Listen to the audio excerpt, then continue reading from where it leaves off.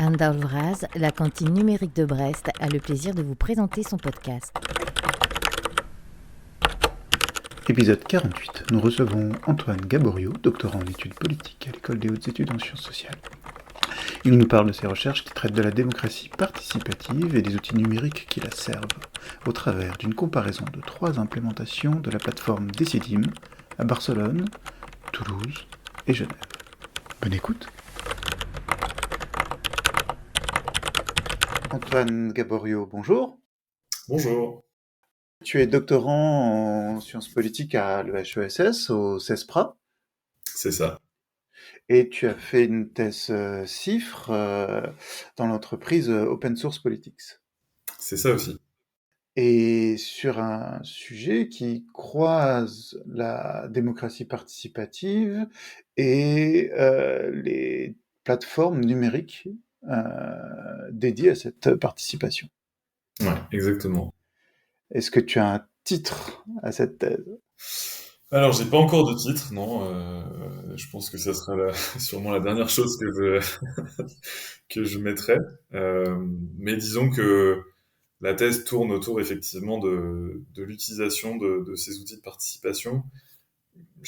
Mon entrée, c'est le numérique, effectivement, à la base. J'ai élargi un petit peu, et puis l'objectif, c'est de comprendre comment est-ce que ces outils-là influent sur l'évolution, la transformation des administrations locales.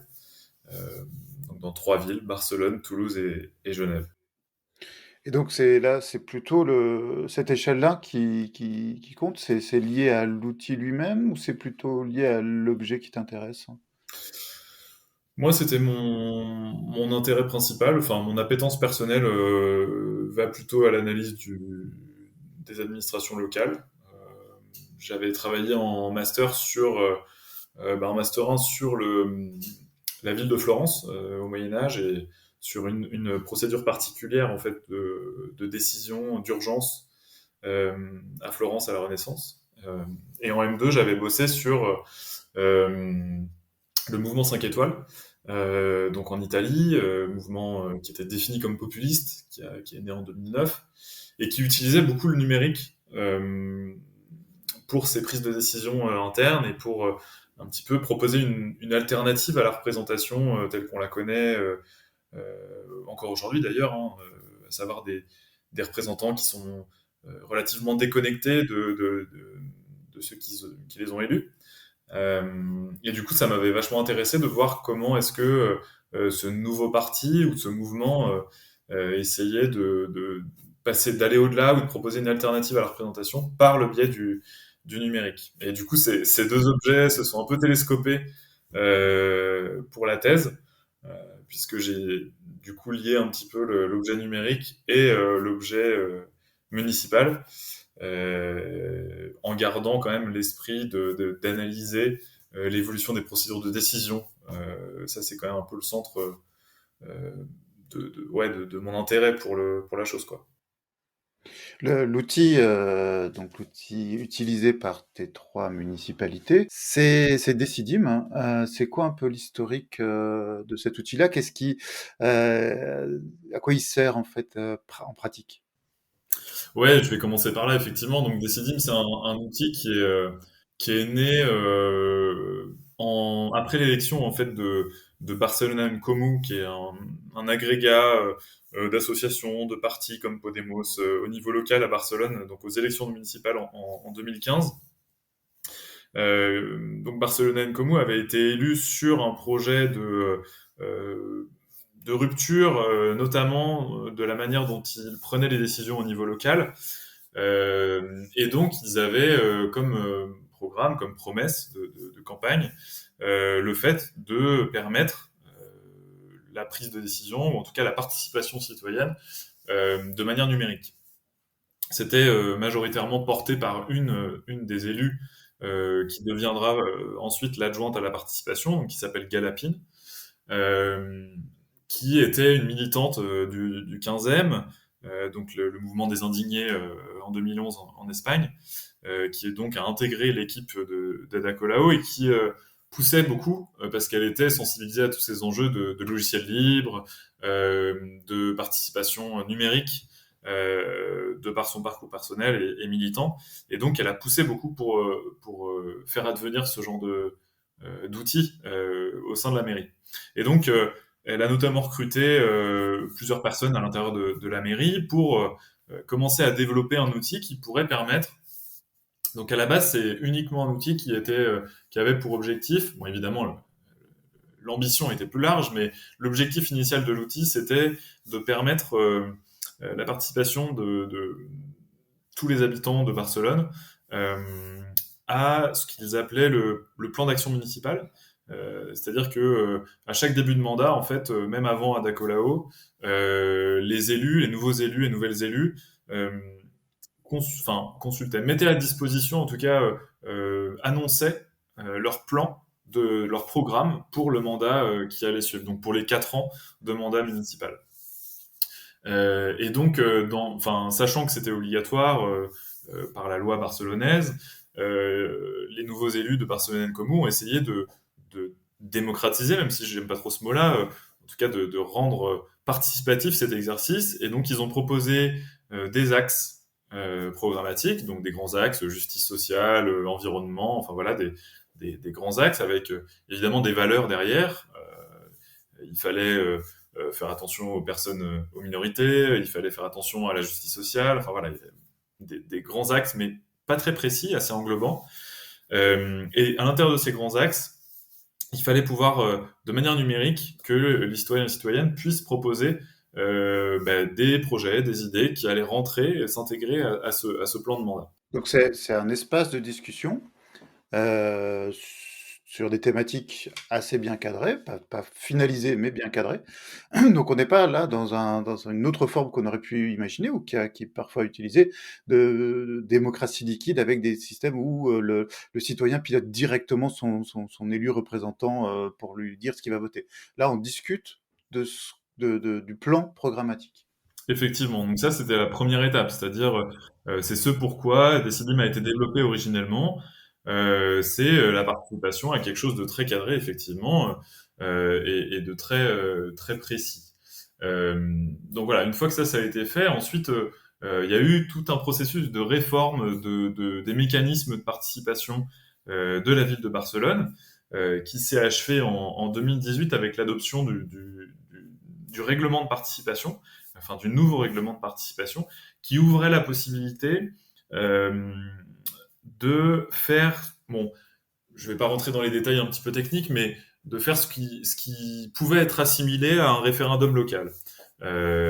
Donc les associations, les citoyens pouvaient faire des pétitions. Une fois que ces pétitions atteignaient un certain nombre de signatures, elles pouvaient être transformées, avoir des conséquences automatiques, donc être transformées potentiellement en référendums locaux.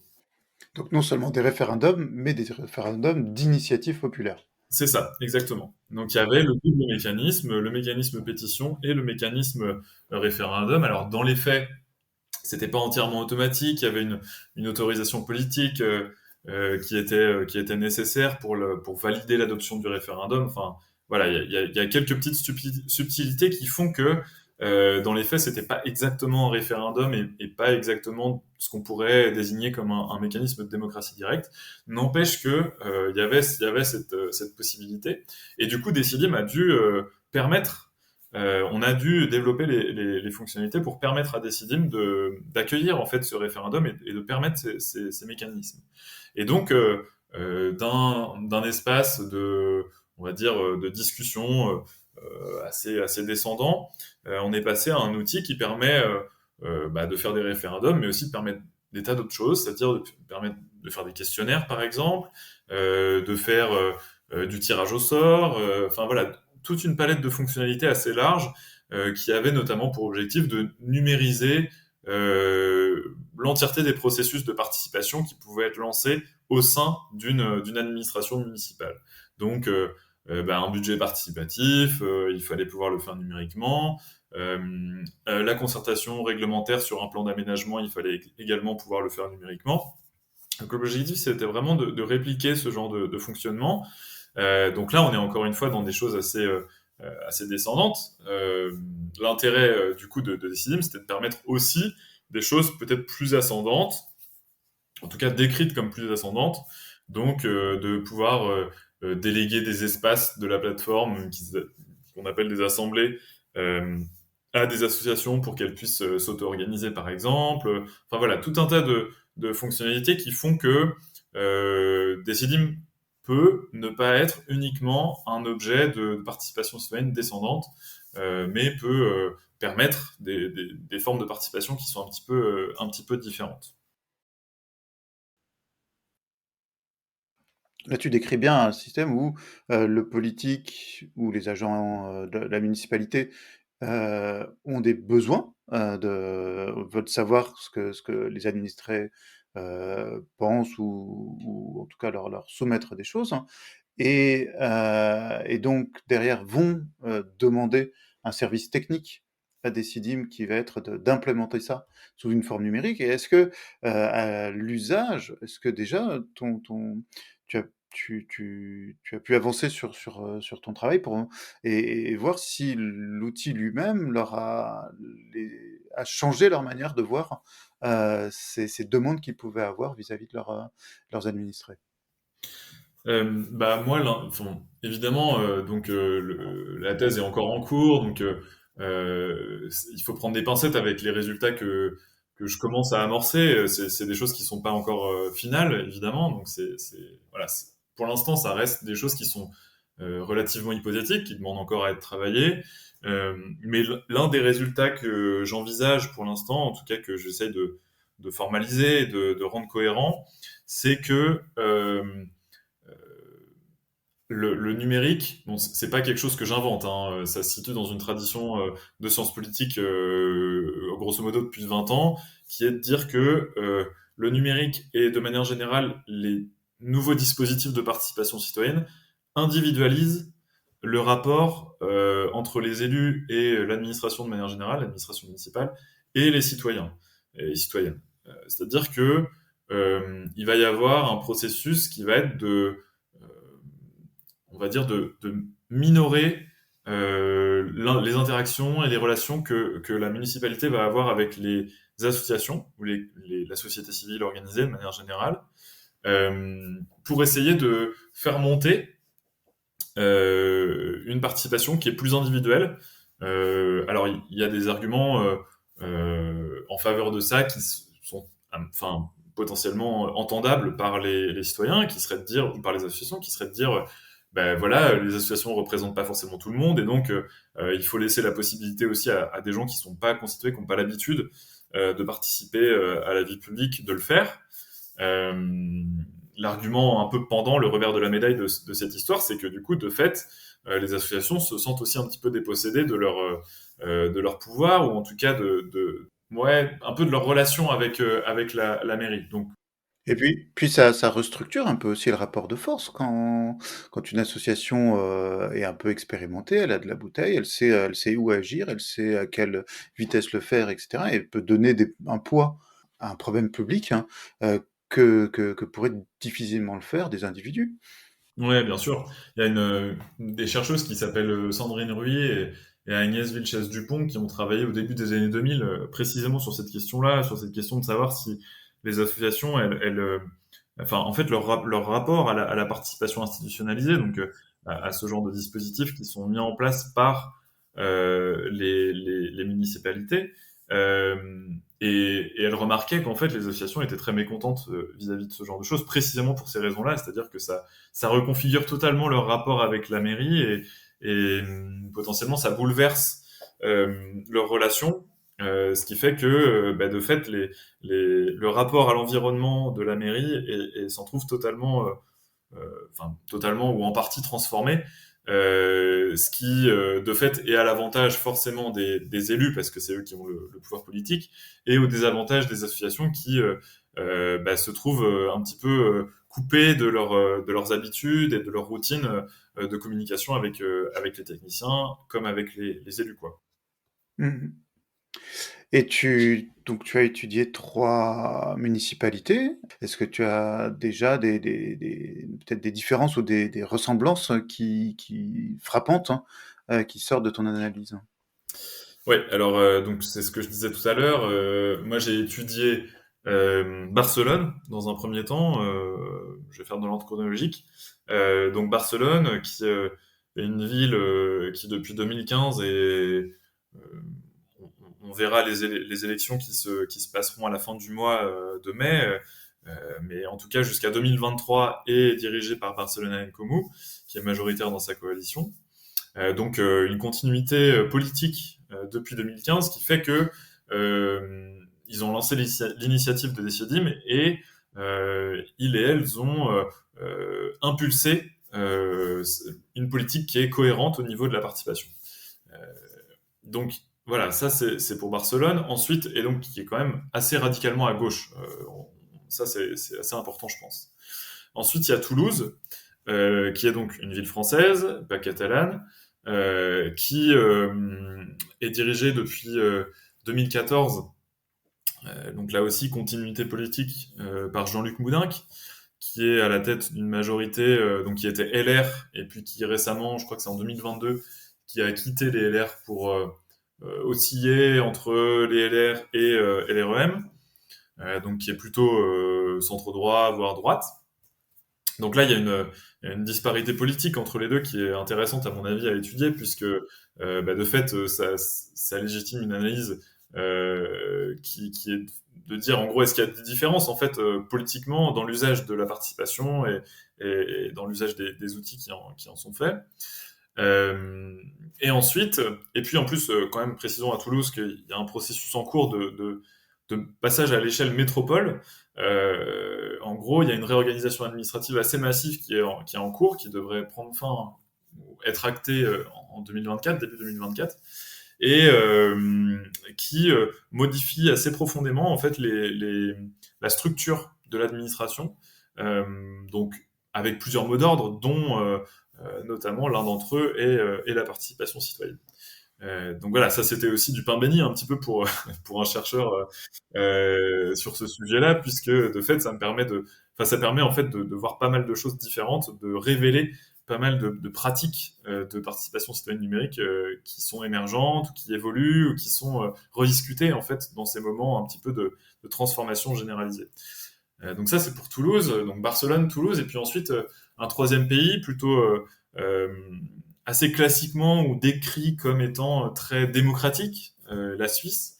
Et donc j'ai choisi de travailler sur Genève, d'abord parce que effectivement ils utilisent Decidim, mais donc ça me permet de pas faire de la plateforme une variable en fait.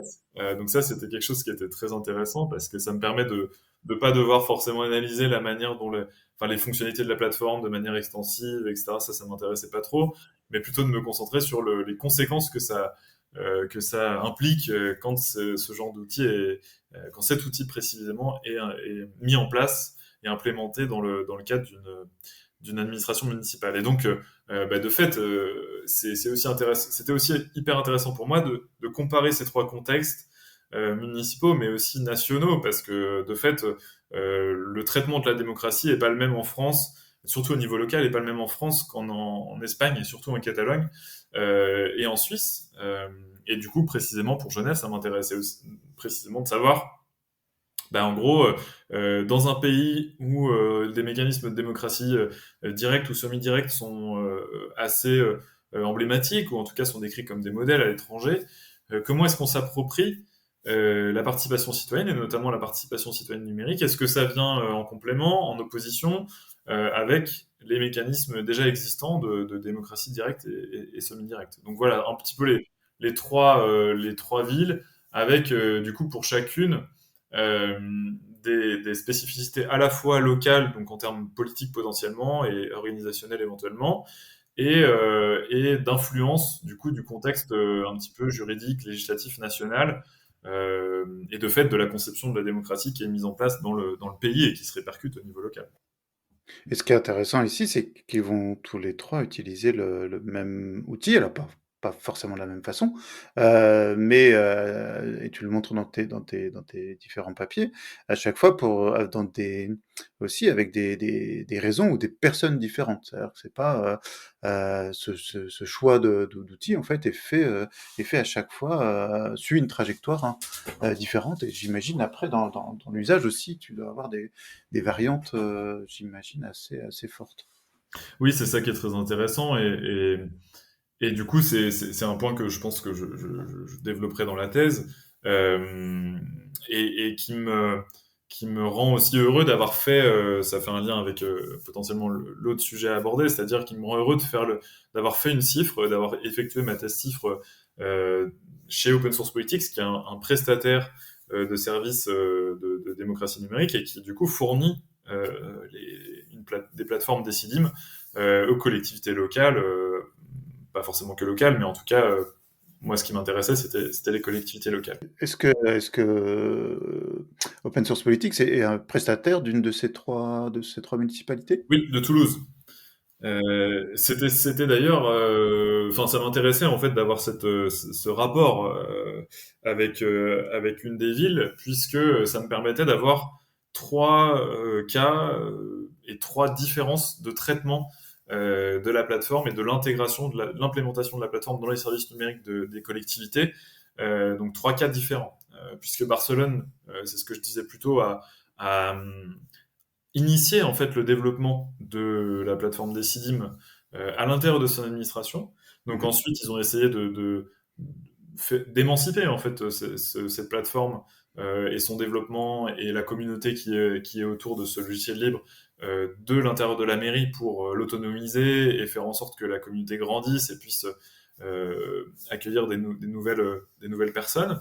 Mais voilà, quand même, ils sont à l'initiative, donc ça veut dire qu'ils ont intégré un certain nombre de compétences qui les a autorisés à développer ce genre de logiciel à l'intérieur même de la mairie, quand bien même les habitudes et les pratiques de développement numérique à l'intérieur des collectivités, spécifiquement en Catalogne, sont pas à l'internalisation. Donc clairement, il existait depuis des années un marché cadre qui externalisait toute la production de services informatiques à une grande entreprise, à une multinationale du développement informatique pour Barcelone. Donc voilà, la pratique était assez rare en fait au sein de la ville de Barcelone. Donc ça, c'est un premier cas donc d'internalisation de la compétence, de développement de la plateforme et d'autogestion en fait d'hébergement, de maintien des fonctionnalités à l'intérieur de l'administration municipale. Donc ça, c'est un cas qui est intéressant. Ensuite, il y a le cas un petit peu intermédiaire de Genève qui a lancé un prototype de plateforme basé sur Decidim dans l'un de ses départements d'urbanisme il y a quelques temps, sans en parler forcément aux services numériques. Et du coup, ils ont fait ça en lien avec un prestataire extérieur. Quand les services numériques s'en sont rendus compte, ils ont repris à leur compte ce service et donc l'ont intégré à leur infrastructure propre. Ce qui fait que la dynamique est un petit peu différente de Barcelone, puisque il y a un prestataire dans l'histoire, que il y a eu un processus de réappropriation du service par les services du numérique de l'État et de la ville de Genève. Donc, de fait, la dynamique est un petit peu différente, et notamment la dynamique d'appropriation par l'administration est un petit peu différente, puisqu'elle est venue à l'origine des directions métiers et pas d'une direction de la démocratie participative ou d'une direction du numérique. Donc ça, c'est assez intéressant. Et puis ensuite, le troisième cas, et le troisième cas un petit peu différent d'appropriation, c'est le cas qui est le cas toulousain, uniquement prestataire. Donc, où là, la ville de Toulouse cherchait un outil de démocratie participative, a fait une expérimentation pendant 2 ans avec une start-up toulousaine, et ensuite a contracté un marché, une fois qu'ils étaient sûrs de ce qu'ils voulaient, de ce qu'il voulait, a fait un marché. Il s'avère que Decidim, géré par Open Source Politics, était la meilleure offre, et donc ils ont conclu cette offre-là, sans avoir forcément d'appétence particulière pour le logiciel libre, sans avoir d'envie particulière à ce niveau-là. Mais ça répondait à leur cahier des charges. C'est ça, ça correspondait à leur cahier des charges, ça leur allait très bien de pas gérer l'infrastructure, quoi, l'hébergement et le maintien. Donc voilà, ils ont contractualisé avec Open Source Politics. Donc ça me fait trois cas avec trois cas d'implémentation assez différents qui, de fait, rendent des choses assez intéressantes derrière. Peut-être que tout le monde ne connaît pas le mécanisme de la thèse CIFRE, hein. Donc c'est une thèse, on est entre le monde académique et le monde de l'entreprise, financé par une entreprise, mais dirigé, enfin suivi complètement dans le monde universitaire, hein. Ton expérience est plutôt positive, hein? Ouais, c'est pas forcément le cas pour tous mes collègues CIFRE, donc moi je suis extrêmement euh, content en fait et heureux d'avoir une expérience qui a été très gratifiante pour moi. Je pense que j'ai eu beaucoup de chance de commencer ma thèse CIFRE, donc j'ai commencé en décembre 2018 au sein d'Open Source Politics après une petite période euh, d'appropriation mutuelle, on va dire, et de découverte mutuelle pour voir si effectivement ça allait coller et si le fait de développer un projet de thèse et de faire sa thèse en lien avec une entreprise, c'était pas forcément problématique ou en tout cas dérangeait pas l'une des deux parties. Il s'avère que ça n'a pas été le cas, ça a convenu aux deux, donc on s'est lancé là-dedans. Euh, et non, effectivement, ça a été assez intéressant, notamment parce que ça m'a permis de comprendre à la fois comment travaille un prestataire, tout le vocabulaire technique, de comprendre comment le développement d'un outil informatique se fait au quotidien, vraiment. Donc vraiment un travail, j'aime pas trop ce mot non plus, mais un travail ethnographique en fait de compréhension voilà, des interactions quotidiennes qui interviennent de fait quand on intervient sur le développement d'un logiciel. Et puis, euh, et puis évidemment de prendre en compte aussi, de découvrir euh, ce que c'est que l'univers du logiciel libre en fait. Moi je connaissais pas, enfin voilà, j'étais sensible à ces idées-là, je connaissais pas plus que ça, et du coup ça m'a permis de comprendre comment est-ce qu'un développeur, une développeuse s'intègre, euh, notamment dans le cadre d'une entreprise, s'intègre à une communauté plus large de développement, avec tous les mécanismes que ça entraîne en termes de gouvernance, de remise en question aussi de son propre travail quotidien de développeur et de développeuse, euh, et du coup de coordination avec des entités qui sont pas l'entreprise, ou pas uniquement l'entreprise pour laquelle tu travailles. Donc de fait, ça m'a fait découvrir pas mal de choses. Et puis, évidemment, ce qui est intéressant aussi pour moi, c'est que j'ai eu des contacts avec les clients d'Open Source Politics, qui sont en majorité des collectivités. Et donc, ça m'a apporté aussi une connaissance de la manière dont ces collectivités-là s'approprient les outils de participation numérique. Ça a été d'une richesse incroyable parce que j'ai pu suivre énormément de cas d'administration locale avec toutes les diversités d'appropriation que ça a entraîné. Euh, et donc, de fait, bah, ça m'a permis de comprendre beaucoup mieux, une fois que je suis allé sur le terrain, la manière dont ces administrations-là, elles s'appropriaient ces outils-là et ces pratiques qui sont associées à des CIDM. Mmh. Ce que ça souligne, je trouve, c'est la pluralité des formes de participation.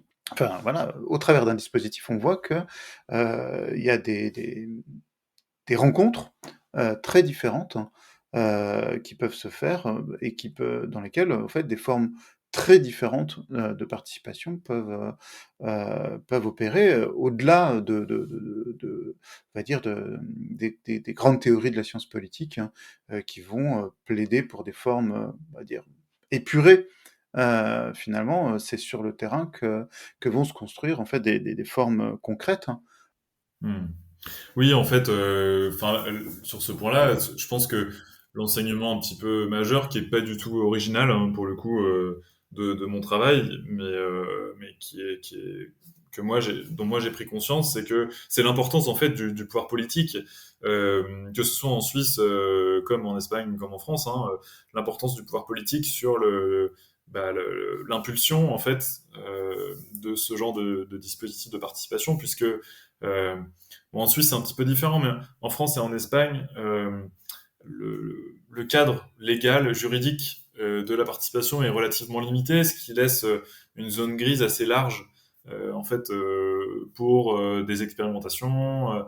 Il y a tout un vocabulaire assez classique de l'expérimentation qui s'est développé autour de la participation, mais voilà, qui laisse en fait pas mal de marge de manœuvre à des élus qui voudraient mettre en place des dispositifs de participation, ce qui donne des expérimentations qui sont parfois d'ailleurs attaquées en justice par l'État. On l'a vu avec Grenoble qui a essayé de faire des référendums locaux, enfin ou en tout cas une espèce d'ersatz de référendum local, et qui s'est fait traduire en justice par le préfet, et qui a perdu. Donc voilà, il y a quand même une vraie conflictualité au niveau de la participation citoyenne. Ça reste assez rare, mais ça arrive, ce genre de choses.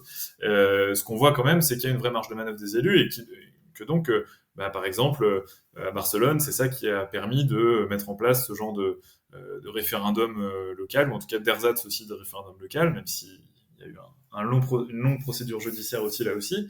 Que à Toulouse, ça permet de mettre en place un budget participatif comme dans plein de villes en France. Ça permet de mettre en place aussi pas mal en fait, une architecture de participation qui est assez cohérente et qui est assez intéressante au niveau de la ville. Donc oui, je pense que en fait, moi, ce que je retiens, c'est vraiment ça, c'est la marge de manœuvre importante. Et du coup, de fait, le revers de la médaille, c'est à cette marge de manœuvre politique, le revers qu'on pourrait voir, c'est de fait la dépendance en fait à cette impulsion politique. Et donc, s'il y a une alternance à un moment, potentiellement, cette impulsion, elle s'arrête, elle stoppe. Voilà, les expérimentations de participation sont pas forcément très stables dans le temps. Parfois, on a l'impression que ça y est, ça devient presque institutionnalisé, et puis 6 mois plus tard, il faut tout reprendre de zéro. Tu penses que c'est lié à comme ça euh, des phénomènes de renouvellement politique, plus liés aux objets mêmes, à savoir il y a peut-être des choses qu'on est prêt à laisser, soit parce qu'elles sont mineures, soit parce qu'on veut surtout pas s'en encombrer, ou est-ce que c'est plutôt à des moments particuliers, c'est-à-dire juste après l'élection, on est prêt à donner un peu de marge, ou au contraire, avant les prochaines élections, on essaie de recoller les morceaux? Bah, moi, mon analyse, c'est que c'est sûrement une analyse à prendre avec des pincettes, mais c'est que je dirais qu'il y a un peu un double mouvement, c'est-à-dire un double mouvement à la fois politique et commercial, spécifiquement en France. Là, je parle pour la France, je parle pas pour les autres pays, mais sur la France, on le voit qu'au niveau commercial, c'est-à-dire au niveau des entreprises qui vendent des dispositifs de participation, qu'ils soient numériques ou physiques, il y a des modes. Il y a eu des modes qui ont suivi la législation, donc les conseils de quartier, les conseils citoyens au début des années 2000, et puis ensuite il y a eu les budgets participatifs à partir de 2014 jusqu'à aujourd'hui, ça augmente régulièrement. Il y a eu les conventions citoyennes plus récemment. Donc voilà, on voit qu'il y a des cycles comme ça, et j'ai un peu le sentiment que c'est des cycles à la fois commerciaux et à la fois politiques, c'est-à-dire que on voit une modalité de participation nouvelle qui arrive, qui est liée à ce que Alice Mazeau et Magali Nonjon, dans leur bouquin sur le marché de la démocratie participative, ont bien montré. En fait, c'est le besoin d'innover en permanence de la part de ces professionnels de la démocratie participative, à la fois un besoin de standardiser les procédures pour les vendre en masse, et aussi qui va de pair avec un besoin d'innover pour pouvoir vendre toujours plus de procédures. Ça, c'est normal, c'est inhérent à la logique du marché. Enfin, on peut trouver ça bien ou pas bien, mais en tout cas, c'est logique que ça arrive.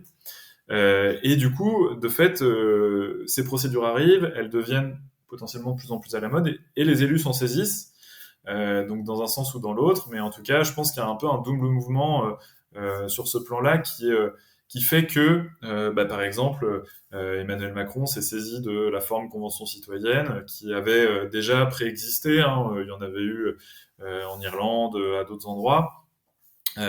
Pour en faire un objet politique un petit peu neuf, on voit que maintenant il y en a enfin, à la suite de la Convention citoyenne pour le climat, il y a eu beaucoup de déclinaisons locales, par exemple de ce format Convention citoyenne qui est devenu à la mode. Ça a jeté une lumière assez importante sur ce dispositif-là, et du coup, le commercial s'en est saisi. Euh, ce qui est assez intéressant de voir ça. Et de même, à l'échelle européenne, on a vu que donc Emmanuel Macron a initié aussi à l'échelle européenne la conférence pour le futur de l'Europe en 2021-2022, surtout en 2022, préparée en 2021.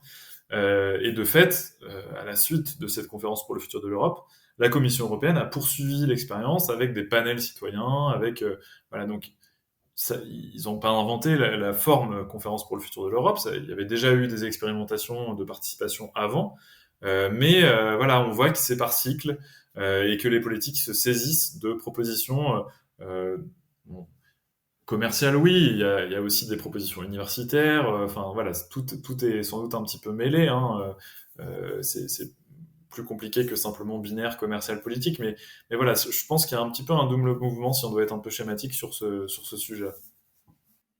D'accord. Tu l'as bien décrit, l'idée de départ de ces outils, de ces plateformes numériques, c'est d'aller chercher des personnes qui ne prennent pas la parole d'habitude, hein, et d'aller recueillir cette parole, hein. Mais dans le même mouvement, on sait que le numérique, hein, les outils numériques ont aussi tendance à exclure, hein. Et donc, est-ce que cet antagonisme, en fait, ce paradoxe est traité, ou est-ce que tu l'as vu traité? Oui, je pense que, enfin, au niveau local spécifiquement, c'est assez important cette prise en charge de cet enjeu-là. Euh, Là où c'est un petit peu plus absent, c'est qu'en fait, au niveau local spécifiquement, les agents et les agentes publiques en particulier, ont quand même l'impression que le numérique est un complément à la démocratie participative physique entre guillemets.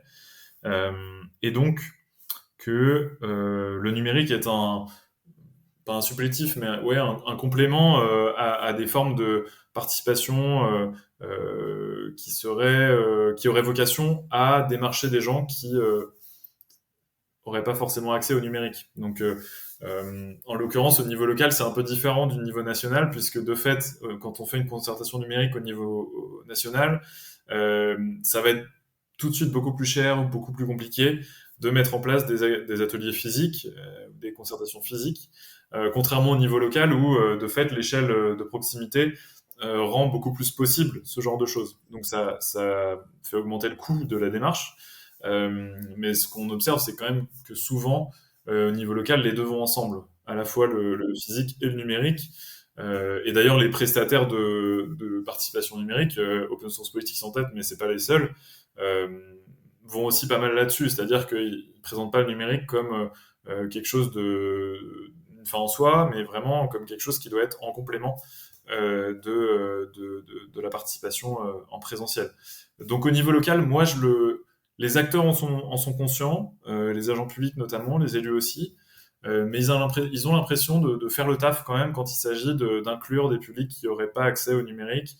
À Barcelone, par exemple, il y a ils vont faire ce qu'on appelle de la participation sollicitée, donc ils vont aller vraiment chercher, faire des ateliers spécifiques de participation. Par exemple, sur le plan d'action municipale, ils ont fait des ateliers spécifiques avec des associations et des publics qui étaient plus éloignés de la participation, donc des publics exilés par exemple, ou des parents, donc principalement des mères de famille qui n'avaient pas le temps de venir à des ateliers autrement, donc ils leur ont proposé des solutions de garde d'enfants, des choses comme ça, le temps de participer. Donc voilà, au niveau local, j'ai le sentiment que c'est un petit peu différent. Peut-être que je me trompe, hein, peut-être que mes observations seraient contredites par une étude un petit peu générale, mais j'ai le sentiment que c'est un petit peu différent et qu'au niveau local, en tout cas, les deux dimensions sont assez liées. Si des auditeurs veulent suivre tes recherches, veulent suivre ton activité, quels sont les meilleurs canaux pour le faire, hein? C'est une très bonne question. Je m'exprime assez peu en général sur mes recherches, que ce soit sur les réseaux sociaux ou ailleurs.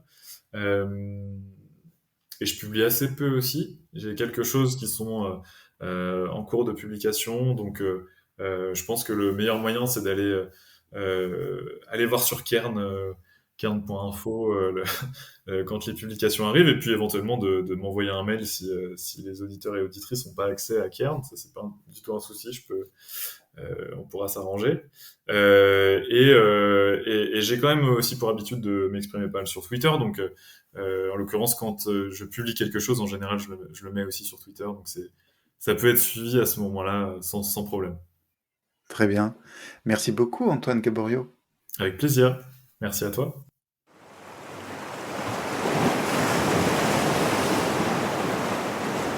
Cet épisode touche à sa fin. Nous espérons qu'il vous aura intéressé. Envoyez-nous vos questions, commentaires et propositions par email à coucou@lacantine-brest.net ou via Twitter. À très bientôt.